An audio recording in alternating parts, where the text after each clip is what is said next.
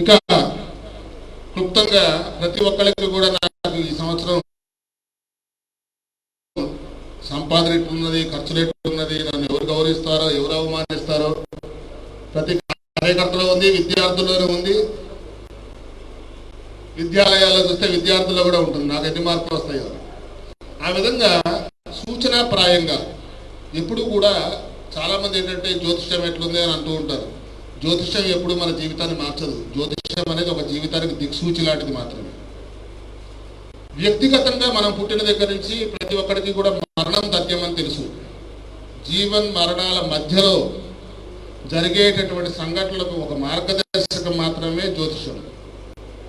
ఎక్కడ తింటున్నామో, ఎక్కడ ఉంటున్నామో, ఎక్కడ పండుతున్నామో అది ముఖ్యంగా మనం మంచిగా చూసుకుని మంచిగా మన మనుగడని సాగిస్తూ మనకున్న దాంట్లో 10 మందికి మనం సేవా నిరతితో దాన ధర్మాలు చేసుకుంటూ వెళ్తే భగవంతుడు కూడా సంతోషిస్తాడు. అటువంటి దృక్పథాన్ని మనం అలవరుచుకోవాలి. ఇక ప్రతి వ్యక్తికి కూడా ఒక ఆత్రం ఉంటుంది, సంపాదించాలి నేను కూడా. అందుకనే మీ అందరికీ నేను ఈ శుభకృతనామ సంవత్సరంలో చెప్పేది ఏంటంటే 3C ఫార్ములా. ఎవరితో కంపేర్ చేసుకోకండి, ఎవరిని క్రిటిసైజ్ చేయకండి, ఎవరి మీద కంప్లైంట్ చేయకండి. ఒక 21 రోజులు ఇది అలవాటు చేసుకోండి, తర్వాత నాకు మార్పు చెప్పండి. ఇక ముఖ్యంగా ద్వాదశ రాశుల వాళ్ళకి కూడా ఈ ఫలాలు ఈ సంవత్సరం ఎలా ఉన్నాయని చెప్తున్నాను. మేషరాశి వాళ్ళకి ఆదాయము 14, వ్యయము 14. గౌరవించే వాళ్ళు 3 అయితే అవమానించే వాళ్ళు 6. కాబట్టి వీళ్ళు కొంచెం జాగ్రత్తగా ఉండాలి సంఘంలో గౌరవ ప్రతిష్ట కోసం. ఇంకోసారి చెప్తున్నా, సమయం తక్కువ తీసుకుంటాం కదా. మేషరాశి వారికి ఆదాయం 14, వ్యయము 14. పైసా ఎంత వస్తుందో ఖర్చు అంతే ఉంటుంది. రాజపూజ్యం 3. గౌరవించే వాళ్ళు 3 అయితే అవమానించే వాళ్ళు 6 ఉన్నారు. కాబట్టి గౌరవ ప్రతిష్ఠ విషయంలో మాత్రం జాగ్రత్తగా ఉండాలి. వృషభ రాశి 2వ రాశి. ఈ సంవత్సరం వీళ్ళకి ఆదాయము 8, వ్యయము 8. అంటే గత సంవత్సరం కంటే తక్కువనే ఉన్నది. వీళ్ళకి తిట్టేవాళ్ళు ఎక్కువ ఉన్నారు, పొగిడేవాళ్ళు కూడా అంతే ఉన్నారు. రాజపూజ్యము 6, అవమానం కూడా 6గానే ఉన్నది.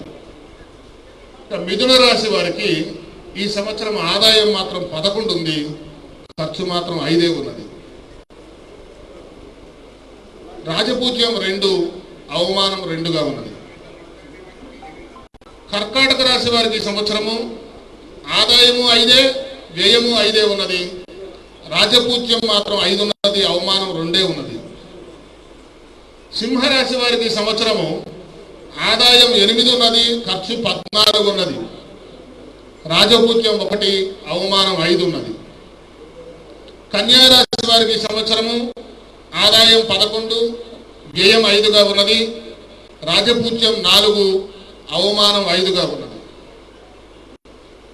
తులారాశి ఈ సంవత్సరం తులారాశి వారికి ఆదాయం, వ్యయము 8గా ఉన్నది. రాజపూజ్యం మాత్రం 7 ఉన్నది, అవమానం 1 ఉన్నది. వృశ్చిక రాశి ఈ సంవత్సరం వృశ్చిక రాశి వారికి ఆదాయం 14, వ్యయం 14, అలాగే రాజపూజ్యం 3, అవమానం 1గా ఉన్నది.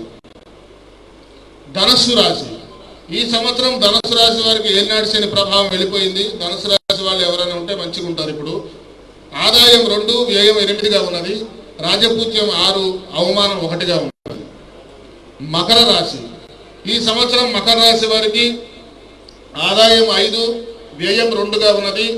రాజపూజ్యం 2, అవమానం 4గా ఉన్నది. కుంభరాశి ఈ సంవత్సరం కుంభరాశి వారికి ఆదాయం 5, వ్యయం 2గా ఉన్నది. రాజపూజ్యం 5, అవమానం 4గా ఉన్నది. మీనరాశి ఈ సంవత్సరం మీనరాశి వారికి ఆదాయం 2గా ఉన్నది, వ్యయం 8గా ఉన్నది. రాజపూజ్యం 1, అవమానించే వారు మాత్రం 7గా ఉన్నారు. కాబట్టి ఈ సంవత్సరం అన్ని రాశుల కంటే కూడా మీనరాశే బాగుండాల. ఇక ముఖ్యంగా రాజకీయ రంగంలో మీడియా మిత్రులు ఉన్నారు. మనం ఏదైనా ఒక చిన్న విషయం చెప్తే దాన్ని వక్రించి రాయటంలో సిద్ధహస్తులు. ఈ సంవత్సరం కాంగ్రెస్కు యోగవంతంగా ఉంది అంటే ఏ పార్టీ పంచాంగం ఆ పార్టీలో చెప్పారని చెప్పేసి రాయటంలో మొట్టమొదటి. కాబట్టి దయచేసి ఈ సంవత్సరం మీడియా రంగం వారికి అవాస్తవమైనవి వాస్తవంగా చూపిస్తారు. వాస్తవాన్ని దాచిపెట్టడం అనేది ఖచ్చితంగా రేపు జూన్ నెలలో చూడండి, మీరు జూన్ నుంచి ఆగస్టు వరకు కూడా వాస్తవాన్ని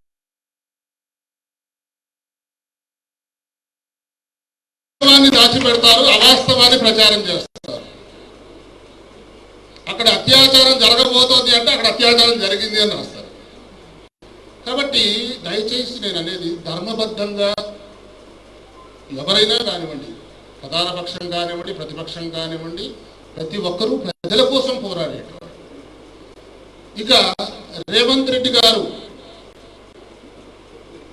తన యొక్క సాధనలో ఈ సంవత్సరము ముందుకు వెళ్ళడంలో ధైర్య సాహసాన్ని గతం కంటే ఎక్కువ ప్రదర్శించవలసినటువంటి పరిస్థితి ఉన్నది, ప్రదర్శిస్తారు కూడా. ముఖ్యంగా అక్టోబరు డిసెంబరు మధ్యకాలంలో ఆయన అసలు స్వరూపాన్ని బయటకు తీసుకొస్తారు. ఇది మీ పార్టీ మూలంగా మీరు ప్రతిపక్షాల యొక్క ధీటుని ఆ విరాజిల్లే విధంగా ఆ ప్రకంపనలు అనేవి రేపడం అనేది జరుగుతుంది. ఇప్పటి వరకు కూడా ఎందుకోసం అంటే అనవసర వ్యయం అధికార ప్రభుత్వం చేయటం, దాన్ని అరికట్టడంలో ప్రతిపక్షాల పాత్ర అనేది ముఖ్యమైనటువంటి. ఏ రాజ్యమైనా తీసుకోండి, పూర్వం కూడా అంతే. తన ధనం ఉంది కదా అని అహంతో పోయినప్పుడు యువతల వాళ్ళు తన దాన్ని అదుపు చేసి ప్రజాక్షేమం కోరేవాళ్ళే. కాబట్టి అధికార పార్టీ అయినా ప్రజాక్షేమం కోరుతుంది, ప్రతిపక్షమైన ప్రజాక్షేమం.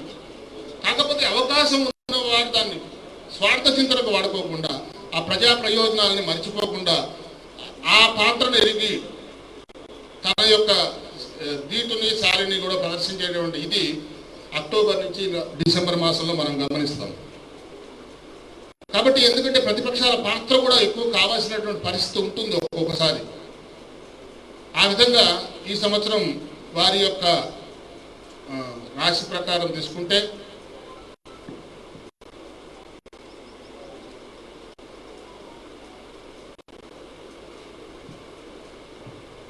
కాబట్టి వారి పేరు బలం మనం తీసుకుంటే కనుక ఆ యొక్క రంగంలో ఎందుకోసమంటే ఒక క్రమశిక్షణ రాహిత్యంలో కానీ, అందరినీ సమిష్టిగా ఒక తాటి మీదకి తేవడంలో కానీ ఇప్పటి వరకు కూడా మనం నాకు తెలిసి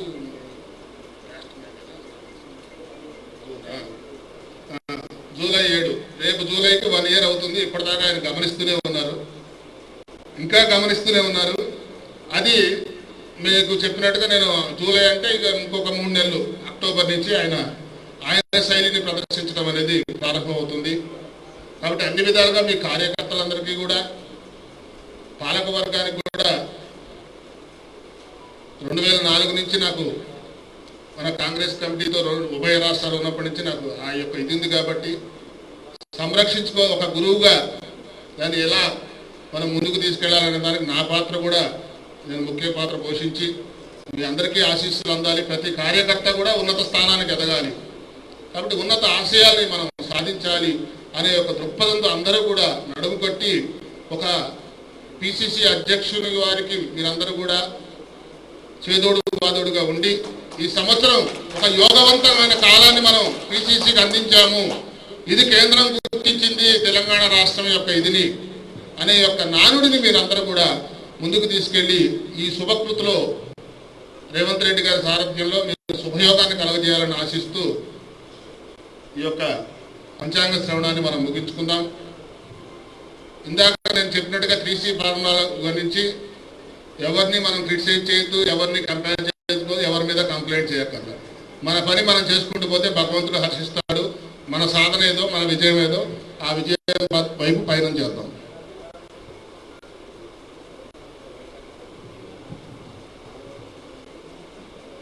ఇప్పుడు ప్రెసిడెంట్ గారు ఈ ఉగాది దాని గురించి చిన్న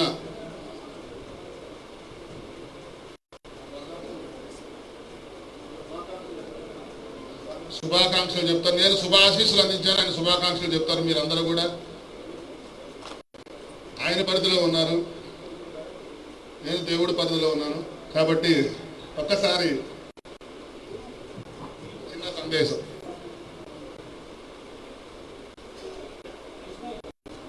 శుభకృతి నామ సంవత్సర ఉగాది సంబరాలు ఈరోజు గాంధీ భవన్ ప్రాంగణంలో ఇందిరాభవన్లో ఒక పండగ వాతావరణంలో నిర్వహించుకుంటున్నందుకు తెలంగాణ ప్రజలందరికీ, ముఖ్యంగా కాంగ్రెస్ పార్టీ నాయకులకు, కార్యకర్తలకు, గురువు గారికి అందరికీ కూడా మనస్ఫూర్తిగా ఉగాది శుభాకాంక్షలు తెలియజేస్తున్నా. ఈ ఉగాది తెలంగాణ ప్రజల జీవితాలలో వెలుగు నింపాలని, తెలంగాణ ప్రజల తరఫున క్షేత్ర స్థాయిలో కాంగ్రెస్ పార్టీ కార్యకర్తలు సమరోత్సాహాన్ని ప్రదర్శించి ప్రజల్ని కష్టాలకు దూరం చేసి, కాంగ్రెస్ పార్టీ శ్రీమతి సోనియా గాంధీ గారు ఏ ఉద్దేశంతో, ఏ లక్ష్యంతో తెలంగాణ రాష్ట్రం ఇచ్చిండ్రో ఆ లక్ష్య సాధనలో సైనికులుగా మారి పనిచేస్తారని ఆశిస్తూ, మీరందరూ మనమందరం కలిసి శ్రీమతి సోనియా గాంధీ గారి ఆదేశాల మేరకు సభ్యత్వ నమోదు కార్యక్రమాన్ని ప్రారంభిస్తే ఈరోజు 34,684 బూతులలో 42,000 మంది ఎన్రోలర్స్ ఈరోజు మనకు ఉన్నారు. 42 లక్షల సభ్యత్వాలు ఈరోజుకు నమోదైనవి. 80 లక్షల ఓట్లు తెచ్చుకుంటే మనకు 90 సీట్లు వస్తాయి. పెద్దలు గురువు గారు ఇచ్చిన ఆశీర్వాదంతో 80 లక్షల ఓట్ల సాధనలో 90 సీట్లు సాధించి ఈ తెలంగాణ ప్రజలకు ఒక ఇందిరమ్మ రాజ్యాన్ని, ఒక సోనియమ్మ రాజ్యాన్ని ఇవ్వాల్సిన బాధ్యత ప్రతి ఒక్క కాంగ్రెస్ పార్టీ కార్యకర్త మీద ఉన్నది.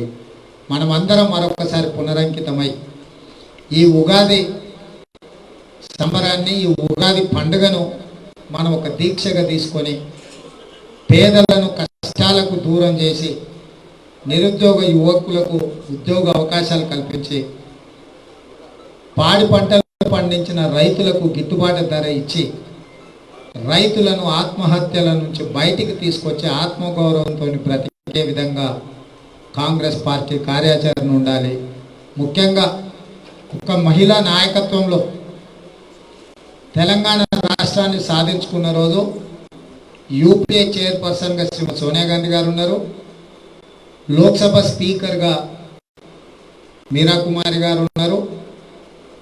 ప్రధాన ప్రతిపక్ష నాయకురాలుగా సుష్మా స్వరాజ్ గారు ఉన్నారు. ముగ్గురు మహిళల నేతృత్వంలో ఏర్పడ్డ తెలంగాణ రాష్ట్రంలో మహిళలకు రక్షణ లేదు, మహిళలకు గౌరవం లేదు, మహిళలకు సముచితమైన స్థానం లేదు. కాబట్టి మహిళలు ఎక్కడైతే గౌరవింపబడతారో, పూజింపబడతారో అక్కడ రాజ్యం సస్యశ్యామలంగా ఉంటుందని పెద్దలు చెప్పిండ్రు. ఖచ్చితంగా శ్రీమతి సోనియా గాంధీ గారి నేతృత్వంలో తెలంగాణ రాష్ట్రంలో మహిళలకు సముచితమైన స్థానం కల్పించి, సముచితమైన బాధ్యత కల్పించి తెలంగాణ రాష్ట్ర పునర్నిర్మాణంలో మహిళల యొక్క కీలక పాత్రను కాంగ్రెస్ పార్టీ గుర్తించి వాళ్ళకి సముచితమైన అవకాశాలు కల్పించే విధంగా మనందరం కలిసికట్టుగా ముందుకెళ్దాం. మీరందరూ కూడా నన్ను పెద్దలు ఆశీర్వదించి, సహచరులు సహకరించి, మిత్రులు నాతో పాటు కార్యాచరణలో ముందుకెళ్లాల్సిందిగా, కార్యకర్తల్ని ఒక దీక్షతో పనిచేయాల్సిందిగా కోరుకుంటూ మరొక్కసారి. హాయ్ ఫ్రెండ్స్, మా టుడే టుమారో యూట్యూబ్ ఛానల్ చూస్తున్నందుకు చాలా థ్యాంక్స్. మరిన్ని లేటెస్ట్ వీడియోస్ కోసం వెంటనే సబ్స్క్రైబ్ చేయండి. అలాగే ఈ బెల్ ని కూడా రింగ్ చేసేయండి. మా నోటిఫికేషన్స్ అన్ని మీ మొబైల్లో వస్తాయి. అలాగే మా వీడియోస్ మీకు నచ్చితే లైక్ చేయండి, షేర్ చేయండి, నచ్చకపోతే కామెంట్ చేయండి.